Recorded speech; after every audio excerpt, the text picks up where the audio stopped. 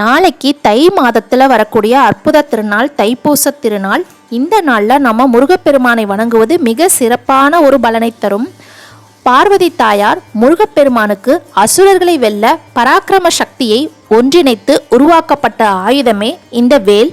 இந்த வேலினை பராசக்தி அம்பாள் முருகப்பெருமானுக்கு வழங்கிய தினமே இந்த தைப்பூச திருநாள். அந்த அற்புத வழிபாடை பற்றி பார்க்கலாம் வாங்க.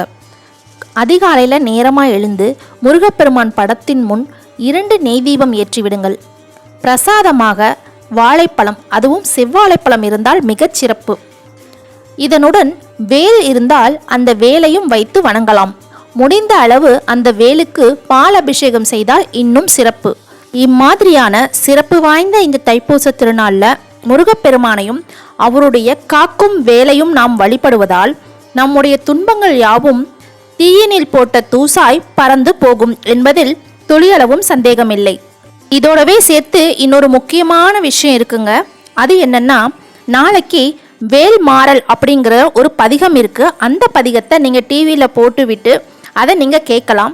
வேல் 108 போற்றி அர்ச்சனை இருக்கும். அதுவே நீங்க கூகுளில் பார்த்தீங்கன்னாவே இருக்கும், குரோம்ல. அதை நீங்க டவுன்லோட் பண்ணி அந்த வேலுக்கு 108 அர்ச்சனை, ஒவ்வொரு அர்ச்சனைக்கும் ஒரு செவ்வரளி மலர் வைத்து முருகப்பெருமானுக்கு வேல் அர்ச்சனையும் செய்யலாம். இதுவும் நாளைக்கு செய்யக்கூடியது மிக சிறப்பு வாய்ந்த ஒரு பலனை தரும். அதிகாலையில் குளிச்சுட்டு நீங்கள் விளக்கேற்றி முருகப்பெருமான மனையில் அமர்த்தி அவருக்கு நைவேத்தியம்லாம் கொடுத்து இந்த வேலையெல்லாம் முடிச்சிடுங்க. இந்த வேல் பதிகம் இருக்கு இல்லையா, வேல் மாறல் பதிகமும் வேல் அர்ச்சனையும் எப்போ செய்வது சரியான நேரம்னு பார்த்தீங்கன்னா, காலையில் 10 மணிக்கு மேலே செய்யுங்க. காலையில் நாளைக்கு 9:15 வரைக்கும் புனர்பூச நட்சத்திரம் இருக்குது. 9:30க்கு மேலே தான் பூச நட்சத்திரம் ஆரம்பமாகுது. இதனால் நம்ம ஒரு 10 மணிக்கு பூஜை ஆரம்பித்தாலே போதும். காலையில் 10 மணிக்கு செய்யலாம். முடியாதவங்க மாலை நேரத்தில் பூச நட்சத்திரக்கு அந்த நேரத்தில் வேல் வழிபாடு செய்கிறது ரொம்ப ரொம்ப சிறப்பு. வேலை வணங்குவோருக்கு வேறு ஒருவரின் காலை பிடிக்கும் நிலை வாராது. அதாவது முருகப்பெருமான் கையில் இருக்கும் வேலை பிடித்தவன் வேறொருவரின் காலை பிடிக்க வேண்டிய சூழ்நிலை ஏற்படாது. முருகப்பெருமானை வணங்குவதால் பராக்கிரம சக்தி பொருந்திய அந்த வேலின் அருளும் கிடைக்கும். முருகர் கையில் இருக்கிறது தானே வேல், அதனுடைய சக்தி என்ன தனியாக இருக்குன்னு கேட்காதீங்க. பராசக்தியின் ஸ்வரூபம் தான் அந்த வேல். ஞானத்தையும் அருளையும் நமக்கு ஒரு சேர கொடுக்க வல்லது.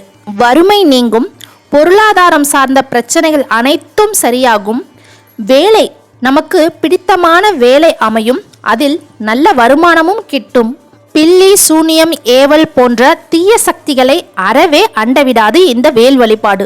மேலும் பயணம் செல்வோர்கள் வேல் பதிகத்தை படித்துவிட்டு செல்வதால் அல்லது கேட்டுவிட்டு செல்வதால் அந்த பயணமும் பாதுகாப்பாக அமைவிக்கும். அது என்னன்னு நம்மளுக்கு தெரியாது. கண்ணுக்கு தெரியாத ஒரு தீய சக்தி நம்ம கட்டுப்படுத்துவதை போல் இருக்கும். மனசோர்வு, உடல் சோர்வு போன்றவை நம்மை பாடாய்படுத்தும். அப்படிப்பட்டவர்கள் நாளை இந்த அற்புத நாளை பயன்படுத்தி பயன்பெறுங்கள். வேல் உண்டு வினையில்லை என்பது சான்றோர்களின் வாக்கு. வேலவன் இருக்க வேதனையும் இல்லை. வெற்றிவேல் முருகனுக்கு அரகரோகரா.